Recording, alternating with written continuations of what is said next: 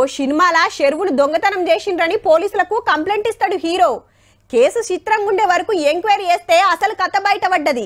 తొవ్వని చెరువు దొవ్వినట్టు కాగితాల మీద చూపించి దొంగ బిల్లులు ఎత్తుతారన్నట్టు హీరో కంప్లైంట్ తోటి గా కథ బయటపడుతుంది.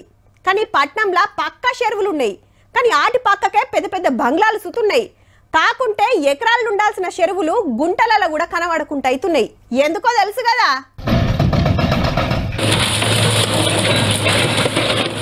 పాత వీడియోలు కాదుల్లో ఇయాల్టిదే.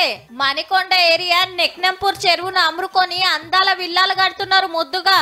అగో అటు చెరువు పక్కకే బంగ్లాలు. ఇగిట్టు చూడుండ్రి, ఒడ్డు పొంట మట్టి పోసుకుంటా ఇంత ఇంత మింగుతుండ్రు. 4 వద్దులైతే ఈడ సుత ఇండ్లు కడతారిగా.